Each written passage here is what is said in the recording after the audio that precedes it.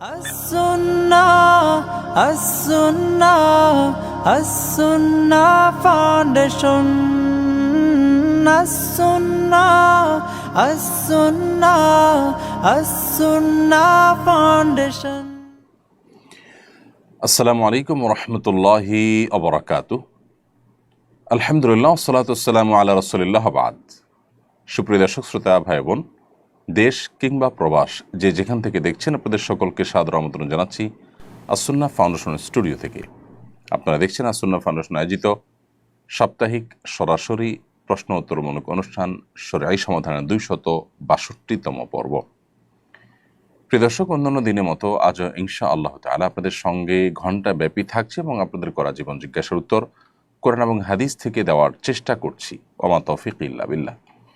আপনার যে কোনো জীবন ঘনিষ্ঠ প্রশ্ন মন্তব্যের ঘরে বাংলা স্পষ্ট করে লিখুন। আমরা ইনশাআল্লাহ বিদিনিল্লাহ আপনার প্রশ্ন উত্তর দেওয়ার আপ্রাণ চেষ্টা করব।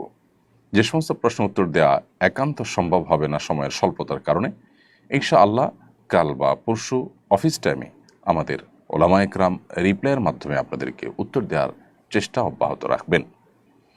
প্রিয় দর্শক, জ্ঞানের এই অনুষ্ঠানটি অন্যান্যদের দেখবার সুবিধার্থে শেয়ার করে দিতে ভুলবেন না।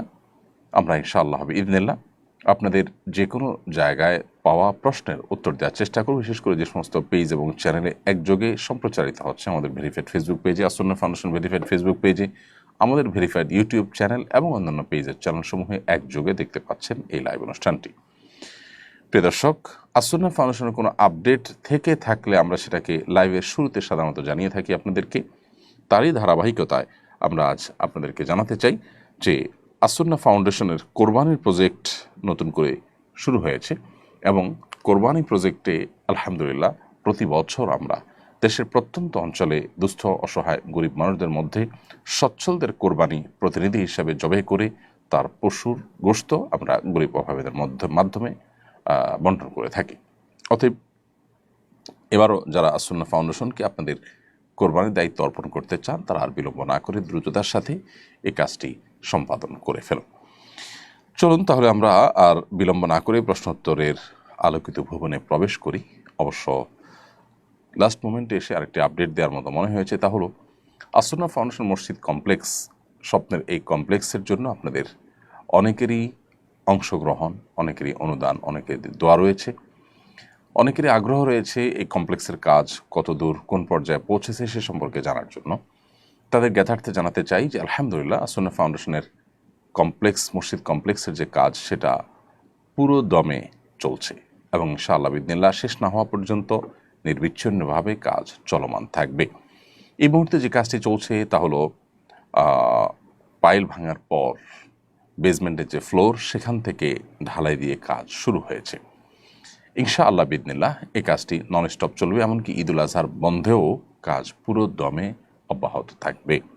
আমরা আশা করছি আল্লাহ যদি আমাদেরকে তৌফিক দান করেন, সুনির্দিষ্ট সময়ের মধ্যেই এই মসজিদকে আমরা উদ্বোধন করতে পারব। আপনাদের সহযোগিতা, আপনাদের দোয়া এবং আপনাদের সুপরামর্শ আমরা সবসময় কামনা করি। আল্লাহ আমাদের তৌফিক দান করুন ভালো কাজে এখন সহযোগী হতে। চলুন তাহলে আর দেরি না করে যে সমস্ত প্রশ্ন আমরা পেয়েছি সেগুলোর উত্তর দেওয়ার পালায় প্রবেশ করি। প্রথমে যে প্রশ্নটি আমরা দেখতে পাচ্ছি, বর্তমান প্রজন্মের কাছে ঈদের আর্থিক ও সামাজিক শিক্ষা তেমন নেই বললেই চলে।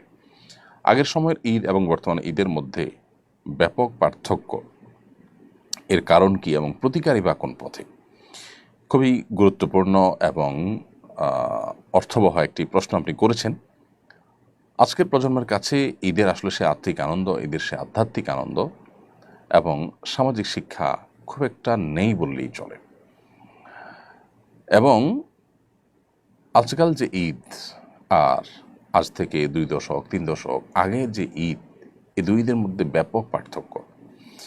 আপনার সাথে ব্যাপারে আমি পরিপূর্ণভাবেই একমত। এখন এর কারণ এবং প্রতিকারের আলোচনা যদি আমরা যাই তাহলে আমরা একটু থেমে পেছনে যাব। সেটা হলো শুধু ঈদ কেন, আমাদের প্রতিবেশীদের সাথে আমাদের সুসম্পর্কের কথা যদি আমরা বলি, বাবা মায়ের প্রতি শ্রদ্ধাশীলতা, দায়িত্বশীলতার কথা যদি বলি, ভাই বোন পরস্পরকে স্নেহ করা, ভালোবাসা, শ্রদ্ধা করা, দায়িত্বশীলতা, এক্ষেত্রে যদি বলি, স্বামী স্ত্রীর মধ্যকার ভালোবাসার কথা যদি বলি, কোন দিকটা আর আগের মতো আমরা আছি? দালান কোঠা এবং ইস্পাত সভ্যতা এটা মানুষকে বাহ্যিক দৃষ্টিকোণ থেকে উন্নত এবং অগ্রসর করলেও মানুষের মধ্যে যখন দিনই চেতনা না থাকে, মানুষ যখন বস্তুবাদী হয়ে ওঠে, মানুষের মধ্যে যখন নীতি নৈতিকতা এবং মোরালিটির তেমন কোনো ভ্যালু না থাকে, গুরুত্ব না থাকে, দিন শেষে টাকা পয়সা, দিন শেষে চকচকা বাড়ি গাড়ি, এগুলো যখন মানুষের মুখ্য উদ্দেশ্য হয়, সমাজ যখন সেই কেন্দ্রিক হয়ে পড়ে, তখন মানুষের জীবনটাই অনেকটা প্লাস্টিকের মতো হয়ে যায় এবং সব কিছুতেই মানুষ অনেকটা আর্টিফিশিয়াল হয়ে যায়। মানুষের সে প্রাণ, মানুষের ভালোবাসার মধ্যে সে প্রাণ, সে আধ্যাত্মিকতা, সেই আবেগ আসলে সেভাবে থাকে না। যার ফলশ্রুতিতে আমরা ঈদের মধ্যে শুধু কেন, অন্য সব ক্ষেত্রেই এই অধঃপতন দেখতে পাচ্ছি। উত্তরণের উপায় কি? উত্তরণের উপায় হলো আমাদের প্রত্যেকটা মানুষকে সংগ্রাম চালাতে হবে।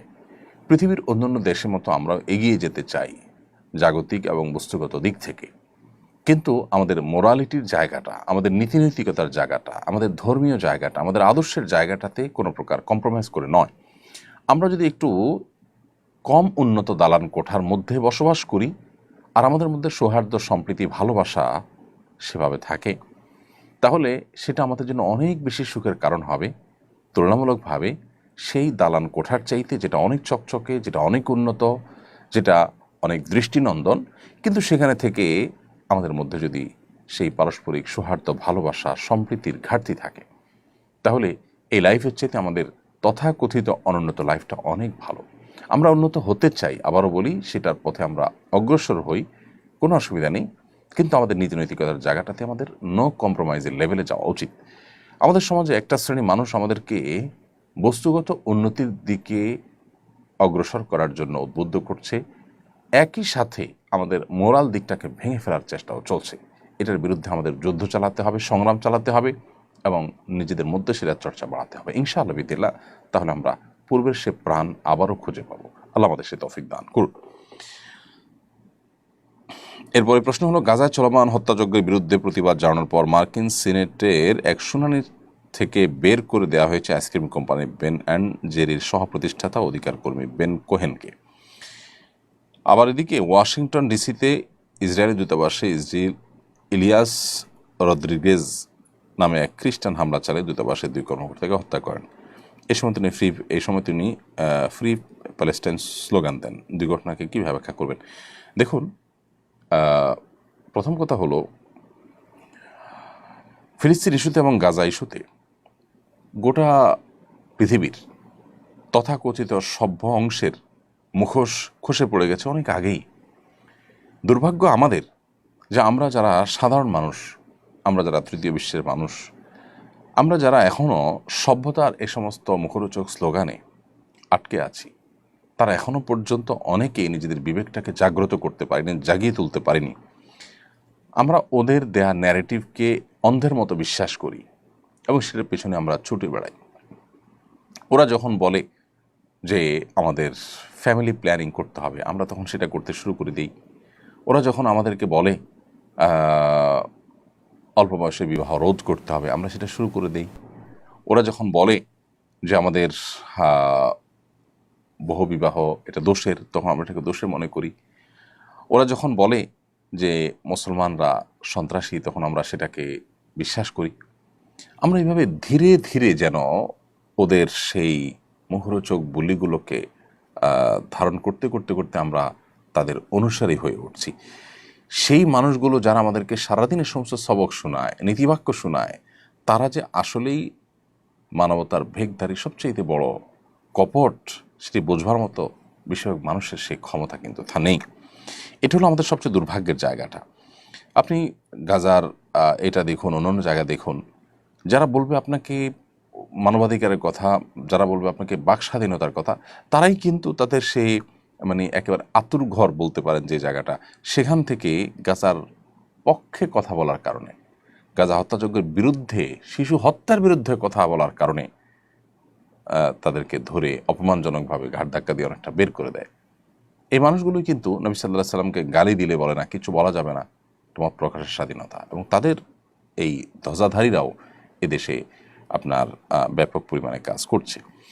তো আমার মনে হয় যে হয়তো আর বেশি দিন পৃথিবীতে এগুলো এভাবে তারা ঠেকাতে পারবে না, কারণ মানুষ দেখতে দেখতে দেখতে দেখতে একটা সময় মানুষ ঠিকই অতিষ্ঠ হয়ে উঠবে এবং মানুষের বিবেক ঠিকই একসময় নড়ে উঠবে। আর দ্বিতীয় যে ঘটনা সেটিও একই কারণে হয়, মানুষ আইন হাতে তুলে নেওয়া। একজন মানুষ জানেন যে এটার পরিণতি কী হতে পারে, সারা জীবন তাকে জেলে থাকতে হবে, জেনে শুনেও মানুষ এ ধরনের কাজ কখন করে, যখন তার দেয়ালে পিঠ থেকে যায়।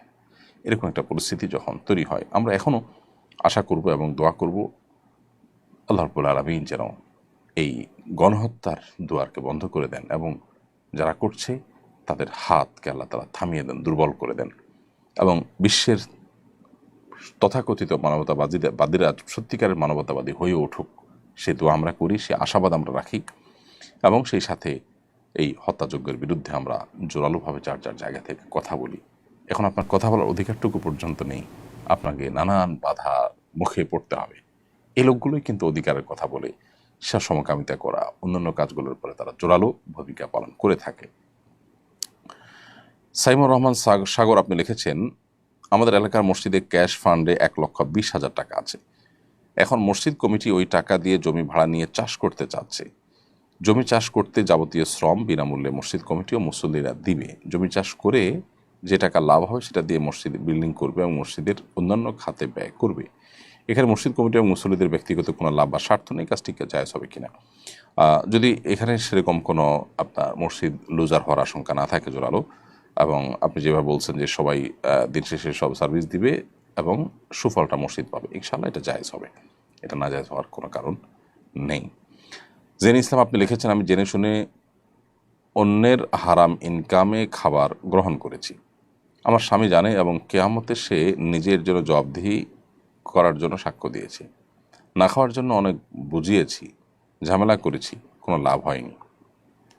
এরপরও খেলে আমার কি কোনো সমস্যা হবে বা জবাবদিহি করতে হবে? বোন জেনি, প্রথম কথা হলো যে অন্যের উপার্জন হারাম, সে হারাম উপার্জন থেকে সে কোনো খাবার যদি সার্ভ করে বা উপস্থাপন করে, সেটা খাওয়া আপনার জন্য হালাল নয়, এটা সবসময় আমাদের মাথায় রাখতে হবে। এমনকি স্বামী যদি জোরাজুরি করে, সেক্ষেত্রেও বিনয়ের সাথে স্বামীকে অপারগতার কথা বলতে হবে আল্লাহর খাতিরে।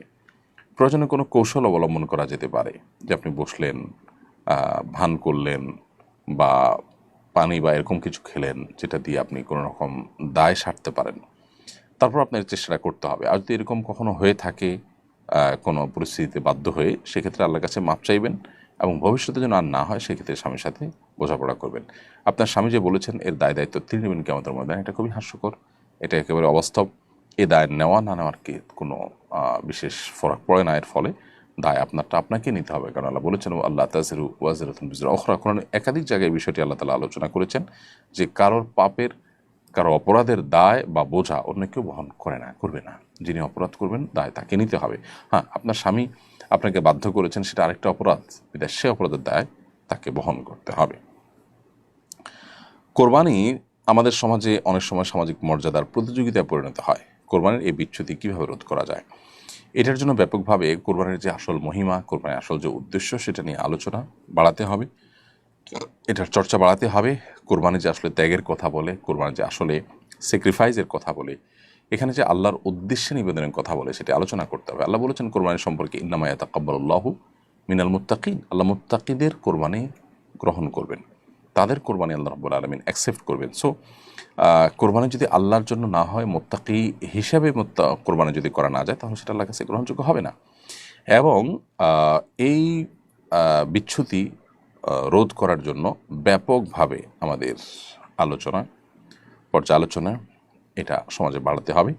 এবং এ ধরনের কোরবানিকে নিয়ে আমরা দেখি যে পজিটিভ অনেক নিউজ করা হয়, যে বড় গরু কোরবানি করেছে, এতগুলো বড় গরু কোরবানি করেছে, পলিটিক্যাল লিডাররা, তারপরে বিভিন্ন ব্যবসায়ীরা সামাজিক মর্যাদা বৃদ্ধি করবার জন্য তারা এটা প্রতিযোগিতা হিসাবে করে থাকেন। এগুলোর প্রসার সমাজের মধ্যে এই অসুস্থ প্রতিযোগিতাকে বাড়িয়ে দেয়। এরপরে সারা ইসলাম ফারহা আপনি লিখেছেন, পরিপূর্ণ পর্দার সহিত স্বামী বা অন্য কোনো মাহারাম পুরুষের সাথে দেশে বা বিদেশে ঘুরতে যাওয়া জায়েজ আছে কিনা? মাহারাম পুরুষের সাথে দেশে বা দেশে বাইরে ঘুরতে যাওয়া দোষের কোনো বিষয় নয়, যদি পরিপূর্ণ পর্দার সহিত আপনি যান। আল্লাহ তাআলা মেয়েদেরকে একেবারে ঘরের মধ্যে বন্দী হয়ে থাকতে বলেছেন, কোথাও সফর করার কোনো অনুমোদন নাই, এরকম কোনো কথা তো বলেননি আল্লাহ তাআলা কোরআন বা সুন্নাহ কোথাও। অতএব এই বিষয়টি আপনারা অর্থাৎ নারীরা তারা অবশ্যই এই সুযোগটা নিতে পারেন, অর্থাৎ সফর ভ্রমণ, সেটা শিক্ষার উদ্দেশ্যে, সেটা দেখার উদ্দেশ্যে, চিকিৎসার উদ্দেশ্যে বা অন্য কোনো উদ্দেশ্যে, শুধু ঘুরতে যাওয়ার উদ্দেশ্যে হতে পারে। আল্লাহর কুদরতের নিদর্শন দেখবেন, রিফ্রেশমেন্টের জন্য নানা উদ্দেশ্যে এই ধরনের সফর হতে পারে, এটি কোনো নাজায়েজ বা নিষিদ্ধ কোনো বিষয় নয়। কোরবানি না করে কোরবানির টাকা গরিবকে দান করার জন্য অনেকে উদ্বুদ্ধ করে। প্রত্যেক ঈদুল আজহার আগে একটা শ্রেণীর মানুষ এ নিয়ে সামাজিক যোগাযোগ মাধ্যমে লেখালেখি শুরু করে। এ ধরনের চিন্তা লালন করার শরীর দৃষ্টিকোণ থেকে কেমন কাজ?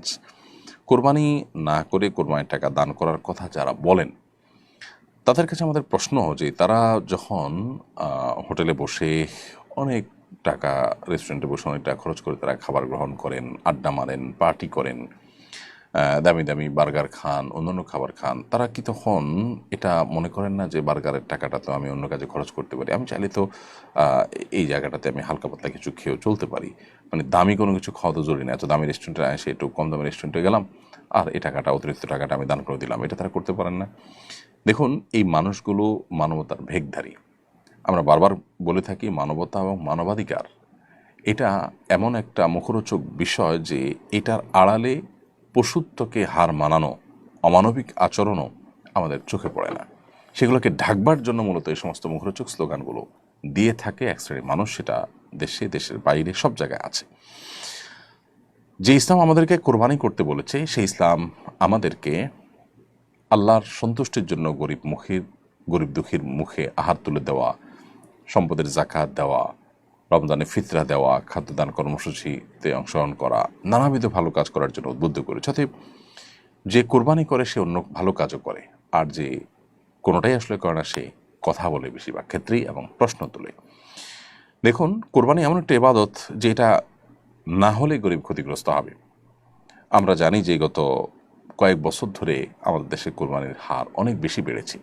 2022 সালে কোরবানি হয়েছে প্রায় 90,000-এর বেশি গরু। 2023 সালে কোটির ঘরে পৌঁছেছে, 24 সালে 1 কোটি কয়েক হাজারে পৌঁছেছে, কয়েক হাজারে পৌঁছেছে, আর গত বছর 1 কোটি কয়েক লাখে পৌঁছেছে, এবং প্রতি বছরই প্রায় 1 কোটি গরুর মতো আমাদের দেশে অলমোস্ট কোরবানি হয়ে থাকে।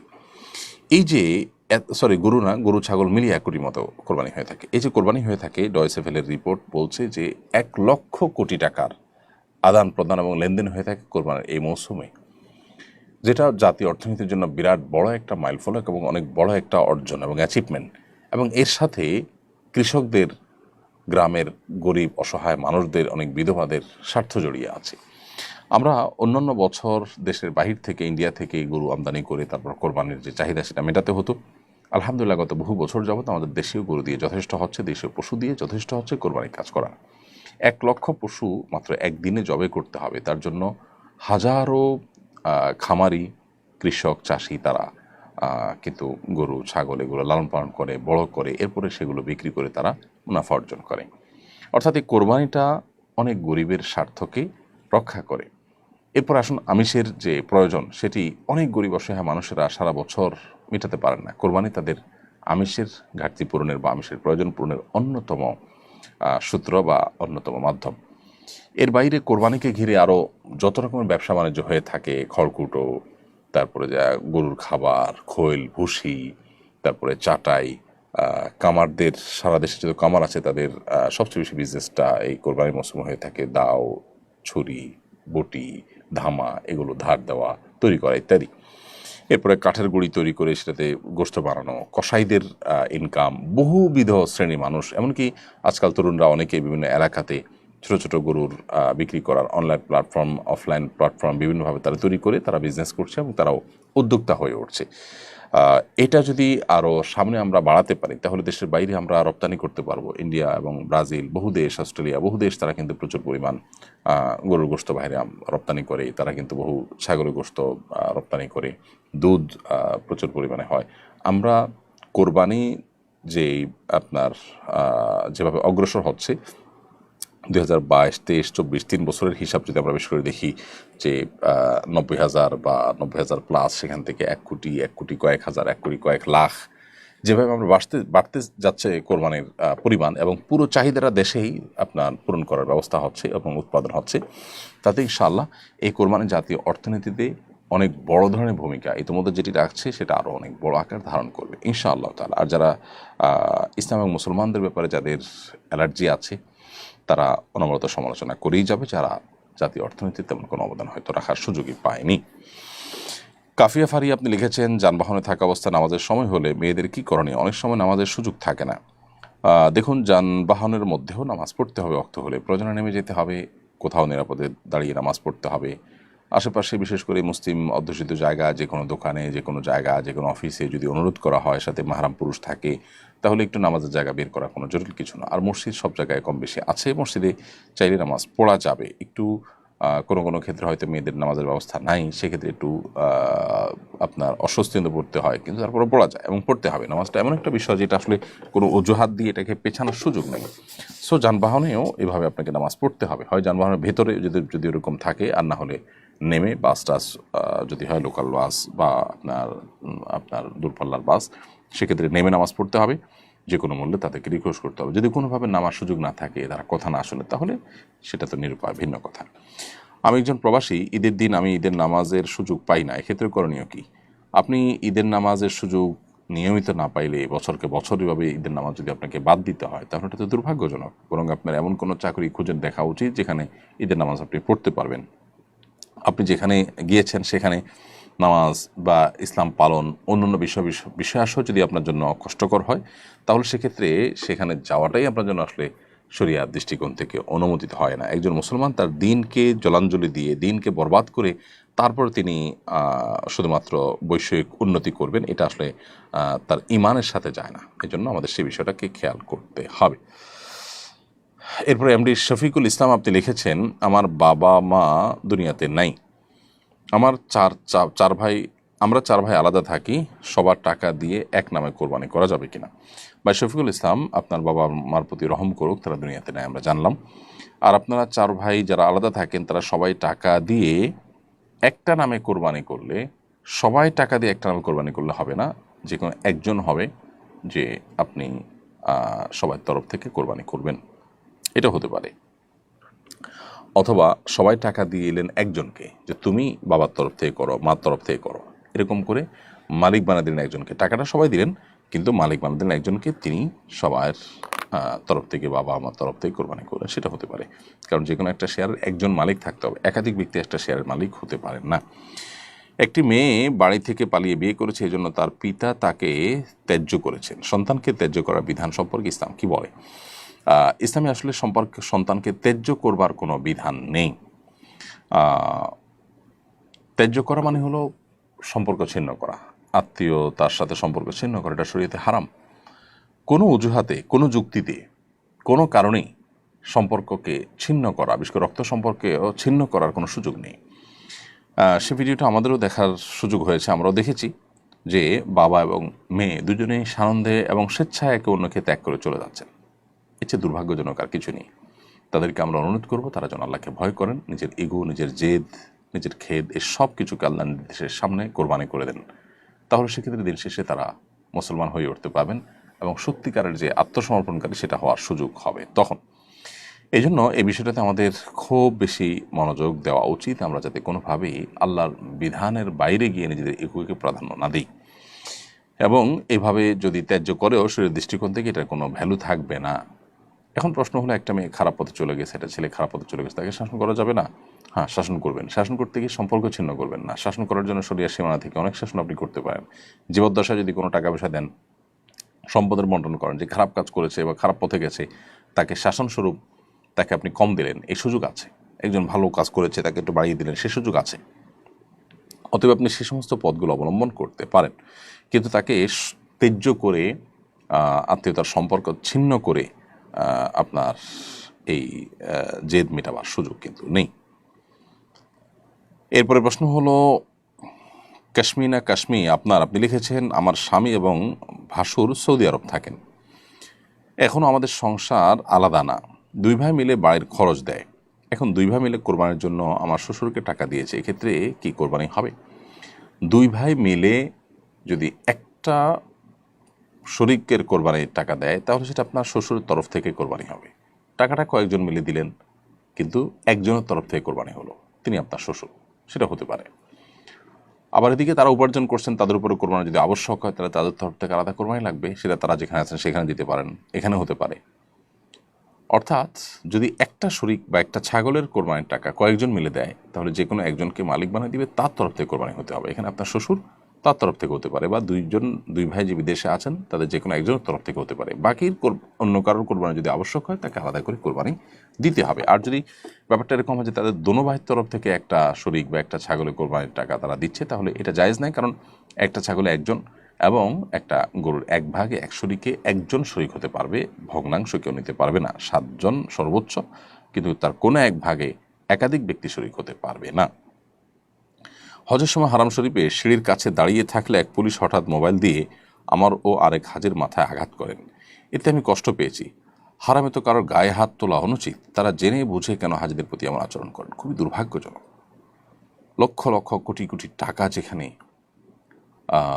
মানুষ নিজ দেশ থেকে নিয়ে সেখানে ঢেলে আসছে, খরচ করে আসছে, পর্যটকদেরকে গোটা পৃথিবী যেখানে আপনার দারুণভাবে বরণ করে, সেখানে শুধু পর্যটক নয়, আল্লাহর ঘরের মেহমান, তাদের সাথে যে আচরণ প্রায় সময় করা হয়ে থাকে, সেটা এক কথায় দুর্ভাগ্যজনক, এক কথা দুর্ভাগ্যজনক। আমরা প্রায় সময় ধরনের দৃশ্য দেখি আর খুবই ব্যথা পাই। আমরা দোয়া করি আল্লাহ তাআলা সংশ্লিষ্টদেরকে হেদায়েত দান করুন, তাদেরকে আল্লাহ তাআলা বোঝার তৌফিক দান করুন, তাদের ভুলগুলো যারা বুঝে উঠতে পারেন। মুসলমানের আচরণের গুরুত্ব অনেক বেশি, আর সেখানে হারামের মধ্যে যারা ডিউটি করছেন, আমি জানি যে তাদেরকে অনেক ডিস্টার্ব মানুষ করে, অনেক ভায়োলেশন মানুষ করে, অনেক উল্টাপাল্টা মানুষ আচরণ করে, নিজেদেরকে ঠিক রাখা হয়তো কঠিন হয়ে যায়, কিন্তু সেই কাজটা তাদেরকে যে কোনো মূল্যে করতেই হবে। মোহাম্মদ সাজিদ আপনি লিখেছেন, আমার বাবা মাজারে বিশ্বাসী, তিনি মাজারে সিজদা দিয়েছিলেন, তাকে আমরা কিভাবে দিনের পথে নিয়ে আসব? মাজারে সিজদা দেওয়া হারাম, বিধায় আপনি তাকে সিজদা যে শুধু আল্লাহর জন্য নিবেদন করতে হয় সেই জিনিসটি বোঝান, এবং বারবার করে সেই বিষয়ে কোরআন হাদিসের আলোকে ওলামাদের বক্তব্য, বই পুস্তক, আল্লাহর নির্দেশগুলো তার সামনে উপস্থাপন করেন। সূরা ফাতিহার মর্মটা যদি তাকে ভালো করে বোঝাতে পারেন, যেখানে আল্লাহ তাআলা আমাদেরকে শিখিয়েছেন এই স্বীকারোক্তি দেওয়ার যে ইয়্যাকা না'বুদু ওয়া ইয়্যাকা নাস্তাঈন, আমরা শুধু আল্লাহরই ইবাদত করব এবং আল্লাহর কাছেই সাহায্য চাইব, সেটা যেন তিনি ধারণ করেন, তাকে সেই বিষয়ে বোঝান এবং আল্লাহ তাআলার কাছে সেই সাথে দোয়াও করেন। বাস এই দ্বিমুখী বা ডাবল আপনার প্রচেষ্টা যদি আপনি অব্যাহত রাখেন, আশা করা যায় ইনশাআল্লাহ তাআলা তাকে হেদায়েত দেবেন যদি তার নসিবে থাকে। কোরবানিতে অনেকে পশু কোরবানির পর বর্জ্য পরিষ্কার করেন না, ফলে দুর্গন্ধের কারণে মানুষের কষ্ট হয়, এতে কোরবানিদাতার কোরবানির ক্ষতি হবে কিনা, এই জিনিসটা আজকাল অহরহ হয়। আমরা খুব বেশি সেলফিশ হয়ে যাই এবং অনেক বেশি দায়িত্বহীন হয়ে যাই কোরবানির ক্ষেত্রে, আসলে সেটা মানে প্রকট আকারে ফুটে ওঠে।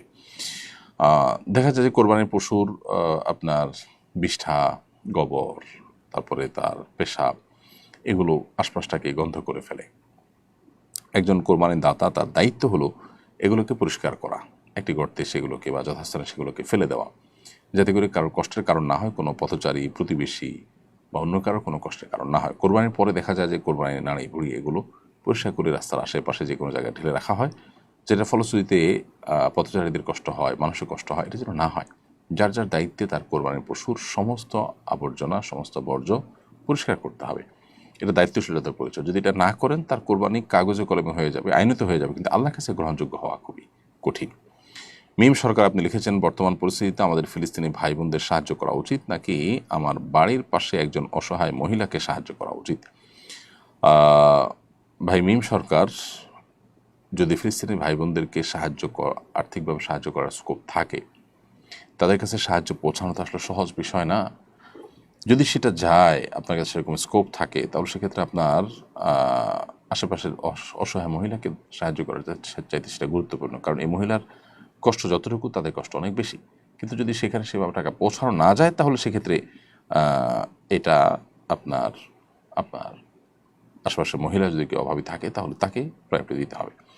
এমনি নুর ইসলাম আপনি লিখেছেন, আমি একটি ক্লিনিকে নামাজ পড়াই, যেখানে নামাজ পড়াই তার সামনে রুগী ও মহিলারা বসে থাকেন, সামনে পর্দা নেই, শুধু সূত্রা আছে, এটি কি নামাজের সমস্যা হয়? মালিককে বলার পরও ব্যবস্থা নিচ্ছেন না, আমার করণীয় কি? আপনি নিজস্ব উদ্যোগে বা কিছু ভাইদেরকে সাথে নিয়ে তাদের সহযোগিতা নিয়ে একটা পর্দা বা একটা ছোটোখাটো কোনো বেড়ার ব্যবস্থা যদি করতে পারেন, যে অন্তত মনোযোগটা নষ্ট না হয়, তাহলে ভালো হয়। যদি একান্ত চেষ্টা করতে না পারেন, নামাজ তো হয়ে যাচ্ছে এইভাবে, সামনে সুতরাং থাকলে মানুষ হাঁটাচলা করে নামাজ হয়ে যাবে, কিন্তু মনোযোগ ধরে রাখা তো আসলে কঠিন, সেই জন্য কোনো আড়াল করতে পারলে ভালো হয়। একান্ত যদি করা না যায়, নামাজ হয়ে যাবে। দর্শক, দেখতে দেখতে অনুষ্ঠান আমরা ঠিক মাঝামাঝি এসে পৌঁছেছি। সময় হয়েছে ছোট্ট একটি বিরতিতে যাওয়ার। ইনশাআল্লাহ বিরতির পর আমরা আবারও ফিরে আসবো। আশা করি আমাদের সঙ্গেই থাকবেন।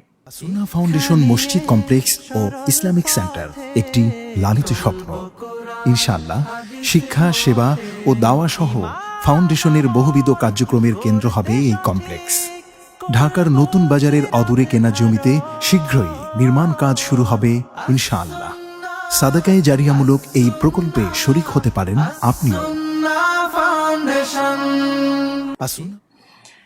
প্রিয় দর্শক, বিরতির পর আবার আপনাদেরকে স্বাগতম জানাচ্ছি। আপনারা দেখছেন শারীরিক সমাধান, প্রচারিত হচ্ছে আসুন্নাহ ফাউন্ডেশন স্টুডিও থেকে। বিরতির আগে আমরা অনেকগুলো প্রশ্ন উত্তর দিয়েছি।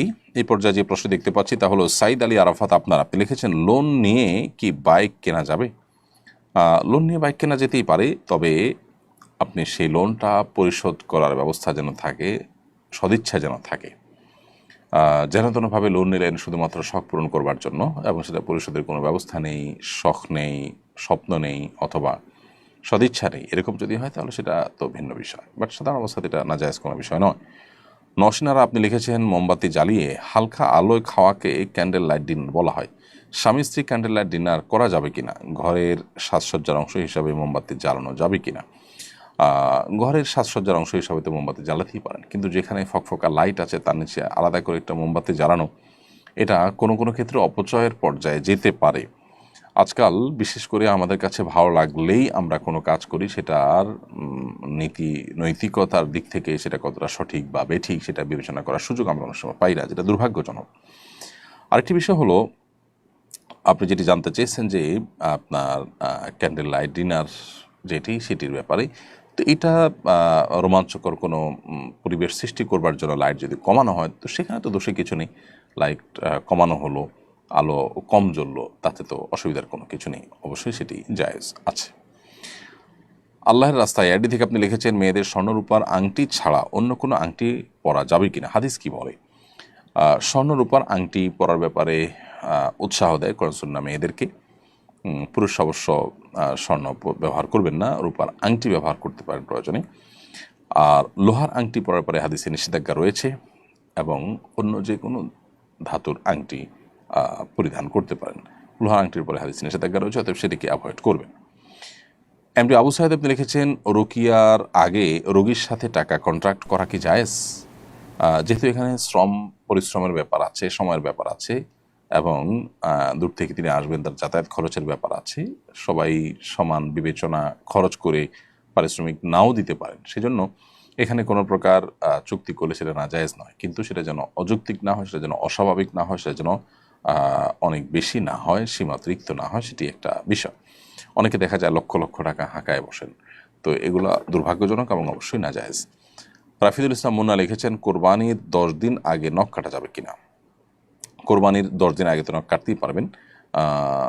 কোরবানির আপনার চাঁদ দেখা যাওয়ার আগে চুল, নখ ইত্যাদি কেটে কোরবানির পর্যন্ত সেটা আর না কেটে থাকা, এটাই হলো নির্দেশ না। অতএব 10 দিন আগে, তার মানে পয়লা জিলহজ শুরু হওয়ার আগে আমরা চুল নখ ইত্যাদি কেটে শেষ করব, সেটা ঠিক আছে। এমনি আলী হাসান আপনি লিখেছেন, আমি ফুড পান্ডায় ডেলিভারি কাজ করি। গতকাল এক বাসায় ভারী অর্ডার পৌঁছাতে হয়, সাথে আরেকজন সহকারী ছিল, সে নিচে থেকে মালপত্র দিয়ে চলে যায়। আমি সব 8 তলায় পৌঁছে দিই। কাস্টমার আমাকে 100 টাকা বকশিশ দিয়ে বলেন দুজন ভাগ করে নিতে। পরে অনেক খুঁজে ওই ছেলেটিকে খুঁজে পাইনি। এখন জানতে চাই তার ভাগের 50 টাকা আমার জন্য খাওয়া জায়েজ হবে কিনা? বা আলী হাসান, যেহেতু তাকে আর খুঁজে পাওয়া যাচ্ছে না এবং পাওয়ার কোনো সম্ভাবনাও নাই, আপনি যেভাবে বলেছেন তাতে বোঝা গেল, তখন আপনি মালিকের কাছে, অর্থাৎ যিনি টাকাটা দিয়েছেন তার কাছে জিজ্ঞেস করে যদি বলেন যে সেই ছেলেটাকে পাওয়া যাচ্ছে না, আমি কি করব, তো তিনি যদি আপনাকে নিতে বলেন তাহলে আপনি নিতে পারেন, অন্যথায় এটা আপনার জন্য জায়েজ হবে না, প্রয়োজনে মালিককে ব্যাক করবেন। এরপর রাইফা আপনি লিখেছেন, প্রেগনেন্সি অবস্থায় নামাজ পড়তে অনেক কষ্ট হয়, এমন অবস্থায় চেয়ারে বসে টেবিলের উপর সিজদা দিলে কি নামাজ হবে? এই সময়টাতে নামাজ পড়তে কষ্ট যদি এত বেশি হয় যে রুকু সিজদা স্বাভাবিকভাবে কোনোভাবেই করা যাচ্ছে না, তাহলে সেক্ষেত্রে আপনি চেয়ারে বসে ইশারায় রুকু বা সিজদা করতে পারবেন। এটা হলো যদি আপনি নিরুপায় হন সেক্ষেত্রে। আর যদি একটু কষ্ট হয় তাহলে সামান্য একটু কষ্ট থেকে বাঁচার জন্য এরকমটি করলে সেটা কিন্তু সঠিক হবে না। ফারদিন খান আপনি লিখেছেন, আমাদের মসজিদের কিছু জমি আছে, জমি বিক্রি করে টাকা ব্যাংকে রাখা যাবে এবং এই টাকার লভ্যাংশ দিয়ে মসজিদে হুজুরের বেতন দেওয়া যাবে। আমাদের মসজিদের একজন এই প্রস্তাব দিয়েছেন। ভাই ফারদিন খান, মসজিদের টাকা ব্যাংকে রেখে তার লভ্যাংশ আপনারা যদি ভোগ করেন তো শুধু ব্যাংকে রেখে সে লভ্যাংশ ভোগ করাটা জায়েজ হবে না। এবং মসজিদের যে মূল টাকা সেটাই শুধুমাত্র আপনারা ব্যাংকে সিকিউরিটির জন্য রাখতে পারেন, জাস্ট এইটুকু। লভ্যাংশ নেবেন না, বিশেষ করে শুধু ব্যাংকে তো নেওয়ার সুযোগই নেই, ইসলামী ব্যাংকিংগুলোতেও সন্দেহপূর্ণ, সেজন্য সেটাও অ্যাভয়েড করতে পারলে ভালো হয়। আমরা সব জায়গায় ব্যবসার চিন্তা থাকে, লাভের চিন্তা থাকে, আল্লাহর ঘরকেও চিন্তা করি যে ব্যবসা করে কীভাবে লাভ করে দিব সেটা। তো এটা তো লিগ্যাল বা শরিয়া সিদ্ধ উপায় হলে তো অবশ্যই একটা লেভেল পর্যন্ত গ্রহণযোগ্য, বাট এরকমটি অর্থাৎ ব্যাংকে রেখে সেটার লভ্যাংশ নেওয়া জায়েজ নয়। এরপরে এসআই ফাহিম আপনি লিখেছেন, আমার ছেলের নাম আবদুল্লাহ আল মোহাম্মদ রাখছি, অনেক হুজুর বলেন মোহাম্মদ নামের পূর্বে নাকি আল লাগানো যাবে না, আমার করণীয় কি? মোহাম্মদ শব্দের আগে আল হবে বিশেষ কারণে। নাম মোহাম্মদ যেহেতু নামের শুরুতে সাধারণত আল হয় না। উনি ওটা ঠিকই বলেছেন, এটা গ্রামারের ব্যাপার, এখানে শরিয়ার কোনো বিষয় না যে লাগালে গুনাহ হয়ে যাবে। আল লাগালে কোনো গুনাহ হবে না, হারাম হবে না, বাট গ্রামারের দিক থেকে এটা ভুল হবে। তো এই যে গ্রামারের বিবেচনায় ভুল হবে, সেজন্য আপনি আল লাগাবেন না, এটা হলো মূল বিষয়। আর আল লাগাইলে গ্রামের দিক থেকে ভুল হবে না তখন যদি এটা কোনো বংশের নাম হিসাবে আল মোহাম্মদ লেখা হয়, যেমন আল ইমরান, ঠিক একইভাবে আল মোহাম্মদ মানে মোহাম্মদের বংশধর। তো এখানে তো ব্যাপারটা সেরকম না। নিশ্চয়ই আবদুল্লাহ আল মোহাম্মদ মানে আবদুল্লাহ ছেলের নাম, আর তার পূর্বপুরুষদের নাম মোহাম্মদের বংশধর বা এরকম কোনো ব্যক্তি ছিলেন তার বংশধর, এরকম তো না। যেহেতু এরকম না, সেহেতু আল মোহাম্মদ রাখা অর্থহীন। আপনি আবদুল্লাহ মোহাম্মদ রাখতে পারেন, আর বাবার নাম সাথে রাখবেন। একটা মানুষের দুইটা নাম তো রাখার যুক্তি নেই, আবদুল্লাহ একটা নাম, মোহাম্মদ আর একটা নাম। তাহলে সেক্ষেত্রে আবদুল্লাহ বিন ওমর এরকম রাখতে পারেন, বা বাবার নামের অংশ সাথে রাখতে পারেন শেষে। কিন্তু আল মোহাম্মদ বা আবদুল্লাহ আল মোহাম্মদ দুইটা পূর্ণাঙ্গ নাম একজন মানুষের রাখা এমনিতে অযৌক্তিক। একলা পথিক আইডি থেকে আপনি লিখেছেন, বিদ্যুৎ অফিসের ক্যাশিয়ার পোস্টের কাজ হচ্ছে অফিস টাইম পর্যন্ত বিদ্যুৎ বিলের টাকা সংগ্রহ করার পর সংরক্ষিত অর্থ ব্যাংকের মাধ্যমে বিদ্যুৎ অফিসের অ্যাকাউন্টে জমা দেওয়া হয়। এই পোস্টে চাকরি করা হালাল নাকি হারাম? যেহেতু এখানে আমার মাধ্যমে ব্যাংকে টাকা জমা দেওয়া হচ্ছে, এটা হারাম হওয়ার কোনো কারণ নেই। আপনি টাকা তো রাখবেন নিশ্চয়ই, অতএব টাকা তো আর ক্যাশে রাখতে পারবেন না, সিকিউরিটির জন্য ব্যাংকে জমা করবেন। তো এটা কোনো মৌলিকভাবে নাজায়েজ বা হারাম কাজ নয়। ইসলামের রক্তগোলাপ এডি থেকে আপনি লিখেছেন, বন্ধুকে মামা বলে সম্বোধন করা যাবে কি না? কাউকে রূপকর্থে মামা বলতে পারেন, শ্রদ্ধা করে বা অন্য কোনো ইয়েতে, যদি ব্যঙ্গ বিদ্রুপাত্মকভাবে না হয়। রাজীব হুমায়ুন লিখেছেন, কোনো স্ত্রী যদি স্বামীর বিভিন্ন অপকর্মের কারণে স্বামী থেকে তালাক না নিয়ে আলাদা থাকতে চায় তাহলে এটা জায়েজ হবে কিনা? ভাই রাজীব হুমায়ুন, স্ত্রী যদি স্বামীর কোনো অপকর্মের কারণে অসন্তুষ্ট থাকেন, তাকে বোঝাবার চেষ্টা করবেন, অভিমান করবেন, কিন্তু আলাদা থাকবেন, স্বামীর কোনো হক আদায় করবেন না, আবার তালাকও নেবেন না, এটা হতে পারে না। আপনি তার সাথে বৈবাহিক সম্পর্কে যদি থাকেন তাহলে তার অধিকার আদায়ের ব্যাপারে আপনাকে সচেতন হতে হবে, দায়িত্বশীল হতে হবে। আর যদি সেটা আপনি না করেন তাহলে সেক্ষেত্রে আপনি গুনাহগার হবেন। হ্যাঁ, তিনি যে অপকর্ম করছেন সেটার থেকে তাকে বিরত রাখবার জন্য চেষ্টা করবেন। যদি আপনি সফল নাও হন, আপনি আল্লাহর কাছে সওয়াব বিনিময় পেয়ে যাবেন, আর তার পাপের দায় তিনি বহন করবেন, আপনি নন। এই জন্য তাকে সংশোধন করতে গেলে আপনি যেন আবার কোনো প্রকার গুনাহে লিপ্ত না হন, কারণ যতক্ষণ পর্যন্ত স্বামী হিসাবে থাকবে ততক্ষণ পর্যন্ত তার অনুগত থাকা এবং স্বামী হিসাবে তার প্রতি কর্তব্য আদায়ে আপনাকে দায়িত্বশীল হতে হবে। এরপরে পিআর এআইডি থেকে আপনি লিখেছেন, নিজের জমি চাষ করতে না পারলে অন্যের কাছে রেখে বছর শেষে ওই জমির পরিমাণ অনুযায়ী বিঘা প্রতি জমির বিনিময়ে টাকা বা ফসল নেওয়া কি সুদের অন্তর্ভুক্ত হবে? আপনি যদি জমি চাষ করতে না পারেন তাহলে সেক্ষেত্রে সেই জমি কারোর কাছে ভাড়া দিতে পারেন, বিঘা প্রতি নির্দিষ্ট অ্যামাউন্ট নিতে পারেন, এটা হবে জমি ভাড়া। এটা সুদ হওয়ার কোনো কারণ নেই। আপনার জমির ভাড়া যেটাই উভয় পক্ষ একমত হবেন সেটাই নির্ধারণ হবে। ধরা যাক 1 বিঘার জন্য আপনি 10,000 টাকা বছরে ভাড়া নিলেন বা 5,000 টাকা ভাড়া নিলেন, বাস সেটাই চূড়ান্ত হবে এবং এটা সুদ হওয়ার কোনো কারণ নেই। আর যদি ফসল কত হবে তার একটা পার্সেন্টেজ আপনি নেন, সেটা জায়েজ হবে না, কারণ সেটা আসলে অস্পষ্ট, সেটা অজানা কতটা ফসল হবে না হবে, আদৌ হবে কি হবে না। সেজন্য এটা ভাড়াটা আপনি ফিক্স করে সেটা নিতে পারেন চাইলে। আমি ইউএসএ থেকে বলছি, আমার স্বামী মানসিক রোগে আক্রান্ত। বিয়ের পর থেকে 10 বছর ধরে শারীরিক ও মানসিক নির্যাতন করতেন। আমাকেও বাচ্চাদেরকে রুমে তালাবদ্ধ করে রাখতেন। পরিবারের সঙ্গে যোগাযোগ বন্ধ ছিল। এখন সরকারি শেল্টার হোমে আছি। প্রশ্ন হলো, স্বামীর অনুমতি ছাড়া বাচ্চাদের নিয়ে বেরিয়ে আসায় কি গুনাহ হয়েছে? এই পরিস্থিতিতে আমার খোলা তালাকের অধিকার আছে কিনা? আপনি যদি নিরুপায় হয়ে থাকেন এবং অসহনীয় জুলুম হয়ে থাকে, তাহলে সেক্ষেত্রে বের হয়ে আসাটা অন্যায় নয়। আর যদি সহনীয় থাকে তাহলে সেক্ষেত্রে আপনি ভেতরে থেকেই সংশোধনের পথ অবলম্বন করা দরকার ছিল, যতক্ষণ পর্যন্ত সেই স্কোপ থাকে। আর খোলা থাকার তালাক নেওয়ার সুযোগ তো আছেই, এমনকি তিনি যদি আপনাকে তালাক না দেন, জুলুমের মধ্যে আটকে রাখেন, তাহলে সেক্ষেত্রে আপনি ওলামা ইকরামের মাধ্যমে, এলাকার গণ্যমান্য ব্যক্তিবর্গের মাধ্যমে মিটমাট করার জন্য উদ্যোগ নিতে পারেন। আমার বিয়ের বয়স হয়েছে, ছেলে দেখা হচ্ছে, কিন্তু বিয়ের ক্ষেত্রে আব্বু ছেলের দিনদারিতা দেখে না। অনেক সময় ছেলে নামাজও পড়ে না। এরকম ছেলের সঙ্গে বিয়েতে রাজি না হলে আমি কি পিতামাতার অবাধ্য সন্তান হিসাবে গণ্য হব? দেখুন, এরকম পরিস্থিতি যদি তৈরি হয়, আল্লাহ মাফ করুন, তাহলে সেক্ষেত্রে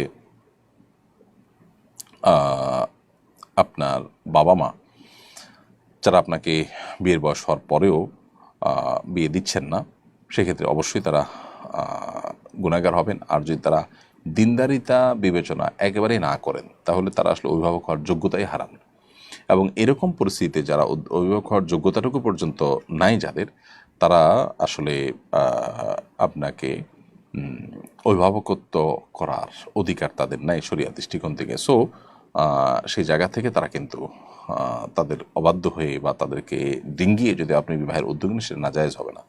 কিন্তু পুরো পরিস্থিতি বা পুরো আপনার প্রেক্ষাপটটা কোনো দক্ষ বিচক্ষণ আলেমকে জানিয়ে তারপর আপনি যদি জানার চেষ্টা করেন বা আপনার সমাধান নেওয়ার চেষ্টা করেন, সেটা ভালো হয়। কারণ আমাদেরকে এখানে সংক্ষিপ্ত যে প্রশ্ন দিয়েছেন, সেখান থেকে পুরো চিত্রটা মানে ফুটে ওঠে না। এই জন্য আমি আপনাকে পরামর্শ দিব যে কোনো দক্ষ বিচক্ষণ বিদগ্ধ আলেম বা কোনো মুফতির কাছে গিয়ে পুরো পরিস্থিতি বলে তারপর আপনি সমাধান নেওয়ার চেষ্টা করবেন। কেউ যদি নতুন গোছানো সুন্দর বই ধার নিয়ে তা নষ্ট করে মলিন করে ফেরত দেয়, তাহলে করণীয় কি? কেউ কোনো বই যদি আপনার কাছ থেকে ধার নেন, তার কর্তব্য হলো সেটাকে সংরক্ষণ করা, হেফাজত করা। যদি তিনি তার অবহেলার কারণে এটাতে কোনো প্রকার অসুবিধা তৈরি করেন, এটাতে কোনো আপনার কোয়ালিটি নষ্ট করেন, তাহলে সেক্ষেত্রে আপনি তার কাছে ক্ষতিপূরণ চাইতে পারেন। কারণ এই বইটা তার কাছে আমানত, তিনি আমানতের খেয়ানত করেছেন। সো এটার ক্ষতিপূরণ চাইতে পারেন। আপনি তার কাছে একটা ভালো বই দিয়েছেন, ভালো বই দাবি করতে পারেন, সে অধিকার আপনার আছে। আফরান আমার এআডি থেকে আপনি লিখেছেন, কাবিনের টাকা বিয়ের সময় যা নির্ধারণ করা হয়েছে, পরবর্তী পুনর্নির্ধারণ করে বাড়ানো বা কমানো যাবে কিনা? বোন আফরান আমার, কাবিনের টাকা বিয়ের সময় যেটা নির্ধারিত হয়েছে সেটা নির্ধারিত। এরপরে স্বামী স্ত্রী উভয় যদি একে অন্যের প্রতি সন্তুষ্ট হয়ে যদি বাড়িয়ে দেন, সেটা তাদের ব্যাপার, সেটা ভিন্ন বিষয়, সেটা মহর হবে না। মহর যেটা চূড়ান্ত হয়ে গেছে সেটাই। হস্তমৈথুন ছাড়ার জন্য রোজা রাখছি। রোজা রাখার উদ্দেশ্যে সব নয়, হস্তমৈথুন ছাড়া। নিয়তের সমস্যার কারণে কি রোজার সব থেকে বঞ্চিত হব? দেখুন, উত্তেজনা প্রশমিত করার জন্য রোজা রাখার ব্যাপারে হাদিসেই কিন্তু নির্দেশনা রয়েছে। অতএব এই উদ্দেশ্যে রোজা রাখাটা ইটসেলফ একটা ইবাদত। পাশাপাশি আল্লাহর কাছ থেকে আজর তালাশ করা, সোমবার বৃহস্পতিবার বা অন্য কোনো দিনের সাথে সুন্নাতের রোজাগুলোর সাথে মিল রেখে সুন্নাত আদায় করার নিয়ত যখন থাকবে, তখন 2 সওয়াবে আপনি পাবেন। অর্থাৎ একসাথে একাধিক নিয়ত থাকতে পারে। একটা নিয়ত করলে যে আরেকটা করা যাবে না তা না, 2টা একসাথে আপনি ইনক্লুড করতে পারেন এবং 2টার সওয়াবে আল্লাহর কাছে পাবেন ইনশাআল্লাহ। এম ইসরাফিল লিখেছেন, কারো যদি আকিকা দেয়া না থাকে, সে কি কোরবানি দিতে পারবে? আকিকা না দেয়া থাকলে কোরবানি দেওয়া যাবে না এমন কোনো কথা নেই, বরং আকিকা দেয়া না থাকলেও কোরবানি দিতে পারবেন। বিক্রয় নিষিদ্ধ লেখা বই বিক্রি না করে অন্য বইয়ের সাথে অদল বদল করেছে, এটা জায়েজ হয়েছে কিনা?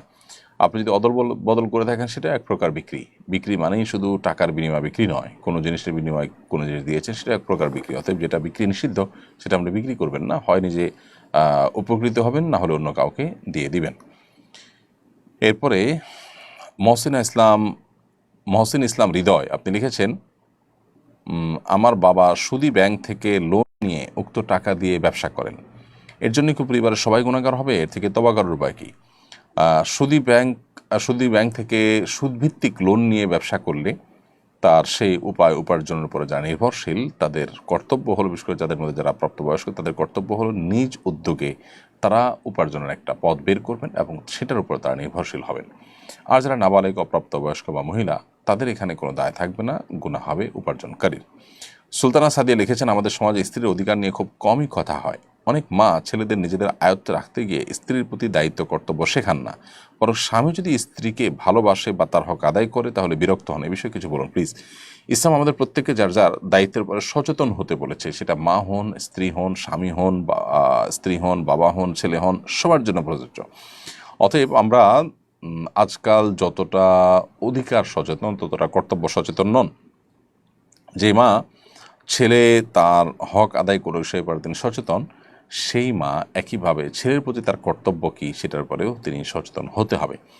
তো এটার জানাশোনা নাই, আলোচনা নাই, এই জন্যই কিন্তু আমাদের সমাজে আজকে দুরবস্থা। আমরা ইসলামটাকে সঠিকভাবে বোঝা, জানার চেষ্টা, শেখার চেষ্টাটুকু বেশিরভাগ মানুষই কিন্তু করি না, নিজেদেরকে মুসলমান আমরা দাবি করছি। সেজন্য আমাদের এই অধঃপতনটা আমরা দেখতে পাচ্ছি। এমডি আলামিন আপনি লিখেছেন, একই পরিবারের একাধিক ব্যক্তির কোরবানি কি একটি খাসি কোরবানি করলে আদায় হবে? একটা পরিবারের তরফ থেকে একজন ব্যক্তি কর্তা যিনি, তিনি আদায় করলে পুরো পরিবারের তরফ থেকে আদায় হয়ে যাবে। ফোকায়ে হাম্বলি বা হাম্বলি মাসাবার ফোকায়ে একরাম বা সৌদি উলামা একরামের মত এটি। আর এমনিতে কোরবানি বিশুদ্ধ তো হয়েই যাবে যদি পরিবারের একজনের তরফ থেকে হয়। আর যদি বলেন যে না, একাধিক ব্যক্তি উপার্জন একাধিক ব্যক্তির উপরে কোরবানি বর্তায়, ধরুন একাধিক পরিবারের কর্তা তারা দুজন মিলে একটা খাসি করেছেন, তাহলে তো জায়েজ হবে না, কারণ খাসি একজনের তরফ থেকেই হবে। সম্প্রতি একটি জাতীয় দৈনিক লিখেছে, সংসার ভাঙছে তাসের ঘরের মতো, দ্বিগুণের বেশি বিচ্ছেদ আবেদন নারীদের। দাম্পত্য কলহ থেকে মুক্ত থাকার ব্যাপারে আপনি দম্পতিদের কি পরামর্শ দিবেন? আপনার সুচিন্তিত পরামর্শ কামনা করছি। দাম্পত্য কলহ থেকে মুক্ত থাকার জন্য আমাদের ইসলাম চর্চা করতে হবে, ইসলামের শিক্ষা বাড়াতে হবে, এটা ব্যাপকভাবে বিস্তার ঘটাতে হবে। যদি আমরা এটা না করতে পারি তাহলে সেক্ষেত্রে আমাদের সমাজে যে অধঃপতন সেটা আরও ব্যাপক আকার ধারণ করবে। এজন্য আমি বলবো যে স্বামী স্ত্রী প্রত্যেকের প্রতি কর্তব্যপরায়ণ যেন হন, সেজন্য তাদেরকে দিনমুখী হতে হবে, কারণ হাদিসমুখী হতে হবে। যদি কোনো স্বামী স্ত্রী এবং কোনো আপনার ব্যক্তি তারা যদি দায়িত্বশীল হন, তারা যদি দিনমুখী হন, ইনশাআল্লাহ বিদিন তাদের দ্বারায় একজন আরেকজনের দ্বারায় হক নষ্ট হবে না। সবাই যার যার জায়গা থেকে দায়িত্বশীল হতে পারবেন ইনশাআল্লাহ তাআলা। এরপরে প্রশ্ন হলো, মিফতাহুল জান্নাত ফাইজা আপনি লিখেছেন, আমার মা বাবা বেঁচে নাই এবং আমি স্টুডেন্ট, আব্বুর জমি এবং ব্যাংকে কিছু টাকা আছে যা আমার হাতে নাই, এখন আমার কোরবানি দিতে হবে কিনা? আপনার কাছে মৌলিক যে প্রয়োজন সেটার অতিরিক্ত নেশাব পরিমাণ নিজস্ব সম্পত্তি যদি থাকে তাহলে কোরবানি আপনার উপরে বর্তাবে, আর যদি সেটা না থাকে তাহলে আপনার উপরে কোরবানি আবশ্যক হবে না। এটা হলো মূল বিষয়। অথবা এটা আপনি মিলিয়ে নেন যে আপনার মৌলিক প্রয়োজনের অতিরিক্ত যা আছে সেটা নেশাব পরিমাণ কিনা, অর্থাৎ সেটা আপনার 83 গ্রাম রূপা কিংবা 52.5 ভরি রূপা কেনার মতো টাকা, যেটা 80-85 টাকা প্লাস মাইনাস হয়ে থাকে আজকালকার বাজারে, সেরকম টাকা আপনার কাছে অতিরিক্ত আছে কিনা। যদি থাকে তাহলে আপনার উপরে কোরবানি আবশ্যক হবে, যদি না থাকে তাহলে নেই। ছোটোবেলায় মা মারা যাওয়ার পর আমি নানা বাড়িতে বড় হয়েছি, আর আমার বড় ভাই খালার কাছে থেকে ইউকেতে বড় হয়েছে। আমি নানা বাড়ি থেকে কিছু জমি পেয়েছি। ভাই প্রায় 30 বছর আমার সঙ্গে কোনো যোগাযোগ রাখেনি এবং 2001 সালে ইন্তেকাল করেন। তার কোনো সন্তান নেই এবং ভাবি এখনও আমার সঙ্গে যোগাযোগ করেননি। এখন জানতে চাই, ভাইয়ের সম্পদে ভাবি কি পরিমাণ অংশ পাবেন এবং কিভাবে তা তার কাছে হস্তান্তর করব? আপনার ভাই মারা যাওয়ার পর আপনার ভাইয়ের সম্পদে আপনার ভাবির হিস্সা হবে যা সম্পদ আপনার ভাই রেখে যাবেন তার 4 ভাগের 1 ভাগ, যদি সন্তান সন্ততি আপনার ভাই না রেখে যান। আর যদি তার সন্তান সন্ততি থাকে তাহলে স্ত্রী হিসাবে আপনার ভাবি পাবেন হলো 6 ভাগের 1 ভাগ। তাহলে এটা ভ্যারি করবে সন্তান থাকা না থাকার উপরে। যদি থাকে তাহলে 6 ভাগের 1 ভাগ, আর যদি না থাকে তাহলে 4 ভাগের 1 ভাগ সম্পদ পাবে আপনার ভাবি। কীভাবে পৌঁছাবেন সেটা পদ্ধতি আপনাকে বের করতে হবে, তার সাথে যোগাযোগ করবেন। তিনি যোগাযোগ না করলেও স্বপ্নদিত হয়ে তার প্রাপ্য অধিকার তার কাছে পৌঁছে দেওয়া আপনার কর্তব্য। মিম এডি থেকে আপনি লিখেছেন আমার মেয়ের নাম আমাতুল্লাহ তাইবা রেখেছি, এটার অর্থ ঠিক আছে কিনা? হ্যাঁ, সুন্দর অর্থ। আমাতুল্লাহ মানে আল্লাহর বাঁধি, তাইবা মানে পবিত্রা, খুব সুন্দর অর্থ, রাখতে পারেন। শুধু আমাতুল্লাহ রাখলেই হয়, তাইবা আলাদা আরেকটা নাম রাখার দরকার নেই। প্রয়োজনে আপনার নামের অংশ বা মেয়ের বাবার নামের অংশ বা বংশের নামের অংশকে শেষে জুড়ে দিতে পারেন, সেটা ঠিক আছে। এরপরে প্রশ্ন হলো, জিলহজের প্রথম দশক শুরু হতে যাচ্ছে, এই দিনগুলোর ফজিলত এবং করণীয় সম্পর্কে বলবেন। খুবই গুরুত্বপূর্ণ প্রশ্ন। জিলহজের আজ 24 তারিখ, অর্থাৎ আর 5-6 দিন পরে জিলকদের আজকে 24 তারিখ এবং 4-5 দিন পরেই নতুন চাঁদ উঠবে এবং জিলহজ মাস শুরু হবে। জিলহজ মাসের প্রথম দশক হলো ইবাদতের দ্বিতীয় বৃহত্তর মৌসুম। ইবাদতের সবচেয়ে বড় মৌসুম বা সিজন হলো রমজান মাস। রমজানের পরে ইবাদতের সবচেয়ে বড় মৌসুমটা হলো জিলহজের প্রথম 10টি দিন। এই 10টি দিনে আমল করা আল্লাহর কাছে যে কোনো সময়ের আমলের চাইতে প্রিয়। নবী সাল্লাল্লাহু আলাইহি ওয়াসাল্লাম বলেছেন, সহিহ বুখারীতে বর্ণিত হয়েছে, মামিন আইয়ামিন আল আমলুস সালেহ ফিহিন আহাব্বু ইলাল্লাহ মিন হাযিহিল আইয়াম।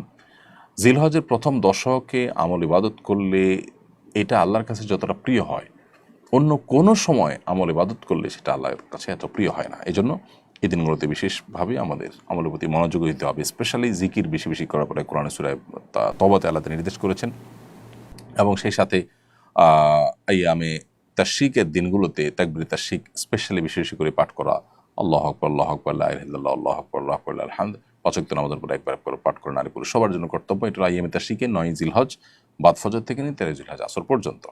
আর এর বাইরে জিলহজের এই 10 দিন জুড়েই ঘন ঘন বেশি বেশি করে তাকবীর তাশরিক বেশি বেশি করে পাঠ করা, এটা সুন্নাহ। এবং সেই সাথে এই দিনগুলোতে আপনার নফল রোজা রাখা, প্রথম 9টা দিন নফল রোজা রাখার পরেও আপনার বর্ণিত হয়েছে, গুরুত্ব আরোপ রয়েছে। এবং সবচেয়ে গুরুত্বপূর্ণ আমল হলো কোরবানি করা, হজ করা। এই দিনগুলোতে অনেক ধরনের আমলের কথাই কিন্তু আমাদেরকে বলা হয়েছে। বেশিরভাগ মানুষই রমজানের আমলের গুরুত্ব জানলেও জিলহজের প্রথম দশকের আমলের গুরুত্ব জানে না। কোরআন কারীমে আল্লাহ তাআলা শপথ করেছেন, ওয়াল ফাজরি ওয়া লায়ালিন আশ ওয়াশ শাফা'i ওয়াল ওয়াতর, ফজরের শপথ এবং 10টি রাতের শপথ, জোড়া এবং বিজোড় রাতগুলোর শপথ। এই আয়াতের ব্যাখ্যায় বিশ্ববিখ্যাত তাফসীর কারক ইবনে আব্বাস রাদিয়াল্লাহু তাআলা আনহু বলেছেন, এখানে মূলত জিলহজের প্রথম 10টি রাতের কথা আল্লাহ তাআলা ইঙ্গিত করেছেন, শপথ করেছেন। তার মানে এই 10টি রাতের গুরুত্ব এবং মর্যাদা আল্লাহর কাছে এত বেশি, যেগুলোর নামে আল্লাহ তাআলা শপথ করেছেন। তো সেজন্য সেগুলোর উপর আমাদের বিশেষভাবে দায়িত্বশীল হতে হবে। আহমেদ সাগর আপনি লিখেছেন, আমরা 2 ভাই 1 বোন, বাবার সম্পত্তি 50% মতো। বোনের বিয়েতে 5% জমি বিক্রি করে যৌতুক দেওয়া হয়েছিল। এখন ইসলামের বিধান অনুযায়ী বোনকে কিভাবে সম্পত্তির সঠিক হিসাব অনুযায়ী ভাগ দিব?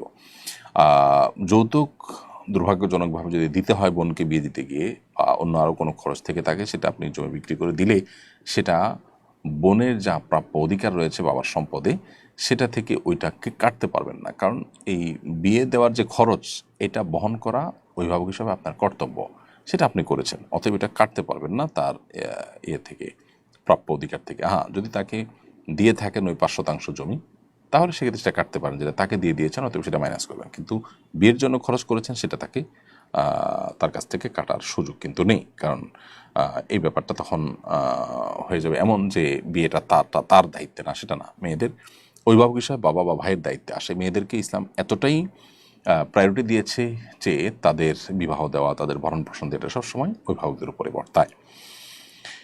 এমনি শাহিনস ভয়েস এআইডি থেকে আপনি লিখেছেন, বিয়ে করার পর মেয়ে তার বাবার বাড়িতে থাকা অবস্থায় অন্য ছেলের সাথে চলে যায়, এখন তালাক দিলে কি মোহর দিতে হবে?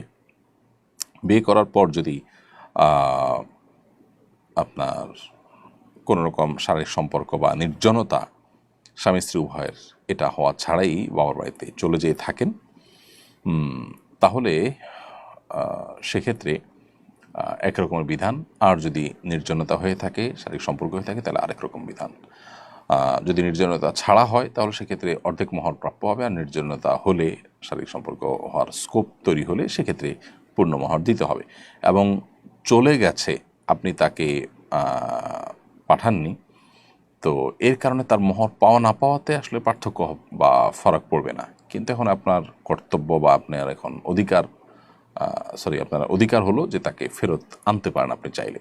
যদি সে কোনোভাবে না আসে, তাহলে সেক্ষেত্রে তারা তালাক চাইলে তখন আপনি পূর্ণ মোহর আবার ফেরত চাইতে পারেন খোলা তালাকের বিনিময়ে। আজিজ মোহাম্মদ আপনি লিখেছেন, দেশের বেশ কয়েকটি শীর্ষ কলেজের শিক্ষার মান অনেক ভালো হলেও এগুলো খ্রিস্টান মিশনারি পরিচালিত। নামলঘু পরিবেশে খ্রিস্টীয় প্রভাব রয়েছে। মুসলিম শিক্ষার্থীদের এখানে পড়া বা ভর্তি হওয়া ব্যাপারে ইসলামের দৃষ্টিতে কতটা গ্রহণযোগ্য? যদি আপনার দিন ইমানকে খুব বেশি প্রভাবিত করতে পারবে না বলে আপনার সে কনফিডেন্ট থাকে, তাহলে মৌলিকভাবে এখানে পড়ালেখা নাজায়েজ বা হারাম নয়। তবে যদি আপনার দিন ইমান প্রভাবিত হতে পারে বলে মনে হয়, তাহলে সেক্ষেত্রে অবশ্যই আপনার দিন রক্ষার খাতে সেটা অ্যাভয়েড করতে হবে।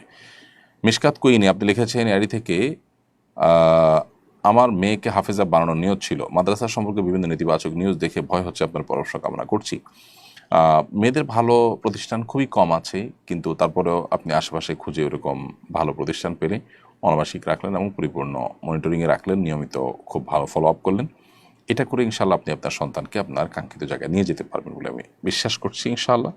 আর ঘরেও ভালো কোনো হাফেজা নিয়োগ করে বা টিউটর রেখে আপনি এটি করতে পারেন, এবং অনেকেই সেটি আজকাল করছেন। ফেসবুকে অশ্লীল পোস্টে রিয়্যাক্ট দিলে কি গুনাহ হবে? সেখানে যদি সমর্থনমূলক আপনি রিয়্যাক্ট করেন তো অবশ্যই গুনাহ হবে, এবং সেটাকে ছড়ানোর দায় আপনার উপরে বর্তাবে। এশা ইসলাম লিখেছেন, পিরিয়ডের রক্ত শেষ হয়ে গেছে, রাতে রক্ত দেখলাম না, আবার সকালে দেখি, এরকম ক্ষেত্রে নামাজের বিধান কি? পিরিয়ডের যদি সময় শেষ হয়ে যেয়ে থাকে, তাহলে সেক্ষেত্রে আপনি পরবর্তী রক্ত দেখলেও সেটা অসুস্থতা হিসেবে গণ্য হবে। আর যদি সময়ের মধ্যে এরকম হয়, তাহলে সেটা তো অসুস্থ হিসেবে গণ্য হবে না, মাসিক হিসেবে গণ্য হবে। মেয়েদের কি নখে নেল পলিশ লাগানো অবস্থায় ওযু সহি হয়? নেল পলিশ লাগালে ওযু সহি হবে না, কারণ সেখানে আলাদা লেয়ার তৈরি হয়ে যায়। আব্দুল সামাদ দেখেছেন, 2017 সাল থেকে 2022 সাল পর্যন্ত আমার জাকাত আদায় করা হয়নি। এখন বিগত বছরে জাকাত দিলে কি আমি সেই সময়ের স্বর্ণের মূল্যে দিব, নাকি বর্তমান সময়ের মূল্য দিব? উত্তর হলো, সেই সময়ের স্বর্ণের মূল্য হিসাব করে আপনি জাকাত দিবেন। ফাহমিদা কান্তা এর থেকে আপনি লিখেছেন, আমার মা জিনের আসরে আক্রান্ত হয়ে মারা গিয়েছিলেন বলে পরিবার ধারণা। পরে দাদু নানু বলেছিলেন ওই জিন নাকি আমাকে বড় হলে আক্রান্ত করতে পারে, তাই তাবিজ পরিয়েছিলেন, যা আমি পরে খুলে ফেলি। প্রশ্ন হলো, জিনের আসর মায়ের দ্বারা সন্তানের উপরও প্রভাব ফেলতে পারে কিনা? কোনো কোনো ক্ষেত্রে হয়, পারিবারিকভাবে এটা কোনো কোনো ক্ষেত্রে হয়, একেবারে উড়িয়ে দেওয়ার সুযোগ নেই। তবে আপনি সকাল সন্ধ্যার আমল সহ রক্ষা কবচ যে সমস্ত আমলগুলো কোরআন এবং সুন্নাহ বর্ণিত হয়েছে, সেগুলোকে আপনি বিশেষ গুরুত্বের সাথে করবেন। ইনশাআল্লাহ আশা করা যায় আল্লাহ তাআলা আপনাকে হেফাজত করবেন। আমরা অনেক বেশি ভয় পেয়ে যখন আপনার দুর্বল হয়ে যায়, মানসিক শক্তি হারিয়ে ফেলি, তখন শয়তান আরও ঝেঁকে বসে। এরপরে হাসান এআইডি থেকে আপনি লিখেছেন, কালো জাদুর প্রভাবে কেউ ইবাদত ও ইসলাম থেকে দূরে চলে গেলে পরে সচেতন হয়ে তওবা করলে পূর্বের গুনাহ মাফ হবে কিনা? আর যে ব্যক্তি জাদু করেছে তার শাস্তি কি? কেউ যদি জাদুর প্রভাবে আসলে ইবাদত বন্দেগী সেভাবে ভালোভাবে করতে পারে না, এরকম হয়, তাহলে তো তিনি নিরুপায় অসুস্থ ব্যক্তি। আর লা ইউকাল্লিফুল্লাহু নাফসান ইল্লা উসআহা, কোনো ব্যক্তিকে তার সাধ্যের বাইরে কোনো কিছু আল্লাহ চাপিয়ে দেন না, সেজন্য এটা তার জন্য গুনাহ হবে না ইনশাআল্লাহ। তবে যে জাদুকর, ইসলাম শরিয়ার আলোকে বিচার এর ব্যবস্থা থাকলে তার শাস্তি কিন্তু মৃত্যুদণ্ড, চরম শাস্তি। এরপরে সায়ন জিএস এআইডি থেকে আপনি লিখেছেন, পারিবারিক ঝগড়া থেকে মুক্তির জন্য কি কোনো আমল বা করণীয় আছে? জানালে উপকৃত হতাম। পারিবারিক ঝগড়া থেকে মুক্তির জন্য যদি আপনি কোনো আমলের কথা বলেন, তাহলে বলবো যে আল্লাহ তাআলার কাছে দোয়া করবেন। স্পেশালি মানে ঝগড়া থেকে মুক্তির জন্য আলাদা কোনো আমল, আলাদা কোনো দোয়ার কথা আমাদের জানা মতে শেখানো হয়নি। আপনি আল্লাহ তাআলার কাছে সাধারণভাবে যে দোয়া করে থাকেন সেটাই করবেন ইনশাআল্লাহ, যেন আল্লাহ তাআলা আপনাকে এ ধরনের পরিস্থিতিতে সবরের তৌফিক দান করেন এবং অনাকাঙ্ক্ষিত পরিবেশ থেকে আল্লাহ তাআলা যেন রক্ষা করেন। বাস এই দোয়াটা আপনি আল্লাহ তাআলার কাছে সাধারণভাবে করবেন। এর বাইরে আলাদা করে আসলে কোনো দোয়ার কথা কোরআন হাদিসে কোথাও বলা হয়েছে বলে আমার জানা নেই। আপনি শুধুমাত্র সেই সাধারণ যে দোয়া সেটাই যথারীতি আল্লাহ তাআলার কাছে নিবেদন করবেন। পরিপূর্ণ পর্দাশয়ী স্বামী বা অন্য কোনো মাহরামের সাথে বিদেশে যাওয়া যাবে কিনা প্রশ্নোত্তর আমরা দিয়েছি। ইসলামিক পোস্ট করে ফেসবুক থেকে আয় করা জায়েজ হবে কিনা, এআইডি থেকে আল্লাহ রাস্তা নামে এআইডি থেকে আপনি লিখেছেন। উত্তর হলো যে যদি আপনি করেন, অ্যাডসেন্স করেন, এবং অ্যাডসেন্স যদি করতে বাধ্য না হন, তাহলে অ্যাডসেন্স করে যে উপার্জন হবে সেটা আসলে হালাল হবে না, কারণ সেখানে নানা রকমের অ্যাড আসবে, ভালো মন্দ সবগুলোই আপনার ভোগ করার ব্যাপার থাকবে। এরপরে সাবিহ আরিফিন আপনি লিখেছেন, ভাই কাবিননামার 18 নম্বর পয়েন্টে যে শরিয়া বিরোধী একটা বাধা আছে, সেটা কিভাবে দূর করব? শরিয়া বিরোধী বাধা কীরকম আমি বুঝি নাই। 18 নম্বর কলামে লেখা আছে, স্বামী স্ত্রীকে বিবাহের অধিকার দিয়েছেন কিনা, স্বামী স্ত্রীকে অর্পিত তালাকের পাওয়ার দিয়েছেন কিনা, দিয়ে থাকলে কোন শর্ত। এখানে আপনি যদি লেখেন যে এই শর্ত পাওয়া গেলে তুমি তোমার প্রতি তালাক গ্রহণ করতে পারবে, রাইট দিলাম, তো সেটা শরিয়া সিদ্ধ, এটা শরিয়া বিরোধী না। তো হ্যাঁ, অনেক কাজী বা যারা বিবাহ নিবন্ধন করে, রেজিস্ট্রেশন করেন, তারা অনেক সময় উল্টাপাল্টা করে তাদের নিজের থেকে লিখে দেন। এখানে ছেলেদের দায়িত্বশীলতা দেখতে হবে তারা কী লিখছেন না লিখছেন, এবং সেটা তাকেই ঠিক করতে হবে কী শর্ত তিনি দিবেন বা না দিবেন। এরপর মোহাম্মদ ইসরাফিল আপনি লিখেছেন, এমন কেউ যদি টাকা ধার চায় তাহলে আমি কি করব, যার ব্যাপারে আমি জানি যে সে টাকা দিয়ে সিগারেট খাবে। আপনি যদি জানেন যে আপনার কাছ থেকে ধার নিয়ে সে টাকা দিয়ে হারাম কিছু করবে, তাহলে অবশ্যই তাকে আপনি টাকা ধার দেওয়া জায়েজ হবে না। হাবিবা ইসলাম লিখেছেন, স্বামী যদি খারাপ হয়, স্ত্রী যদি তালাক চায় কিন্তু স্বামী তালাক দিতে রাজি না হয়, তাহলে স্ত্রী কি করবে? স্ত্রী কি নিজেকে নিজে তালাক দিতে পারবে? এটা নির্ভর করে যে অর্পিত তালাকের পাওয়ার স্ত্রীর হাতে ছিল কিনা। স্ত্রীর হাতে যদি অর্পিত তালাকের পাওয়ার নেওয়া থাকে তাহলে তিনি সেটা অবশ্যই করতে পারবেন। আর যদি অর্পিত তালাকের কোনো পাওয়ার তার আগে থেকে নেওয়া না থাকে, তাহলে সেক্ষেত্রে স্ত্রীর জন্য নিজের প্রতি নিজে তালাক গ্রহণ করা জায়েজ হবে না। সেক্ষেত্রে তার সমাধানের পথ হবে তিনি আদালতে যাবেন, অথবা যদি অমুসলিম প্রধান দেশ হয়ে থাকে তাহলে মুসলিম নেতৃবৃন্দ এবং কমিউনিটির নেতারা, ওলামা একরাম, মসজিদের ইমাম সাহেবগণ তাদের শরণাপন্ন হবেন। তারা বসে সবাই মিলে যদি তার বিচ্ছেদের উদ্যোগ নেন, তাহলে সেটা কিন্তু শরীয়তের দৃষ্টিকোণ থেকে জায়েজ হবে, তাকে রক্ষা করবার জন্য জুলুমের হাত থেকে। প্রিয় দর্শক, দেখতে দেখতে আমার অনুষ্ঠানের একেবারে শেষ প্রান্তে চলে এসেছি এবং সময় হয়েছে বিদায় নেওয়ার। আল্লাহ যদি আমাদেরকে তৌফিক দান করে এবং সুস্থ নিরাপদ থাকি, আমরা ইনশাআল্লাহ পরবর্তী পর্বে দেখা হবে। সে পর্যন্ত আল্লাহ আমাদের সবাইকে ভালো রাখুন, নিরাপদে রাখুন, সুস্থ রাখুন। জাযাকুমুল্লাহ খাইর। আসসালামু আলাইকুম ওয়া রাহমাতুল্লাহি ওয়া বারাকাতুহু। আসুন্নাহ ফাউন্ডেশন, উম্মার স্বার্থে সুন্নাহর সাথে।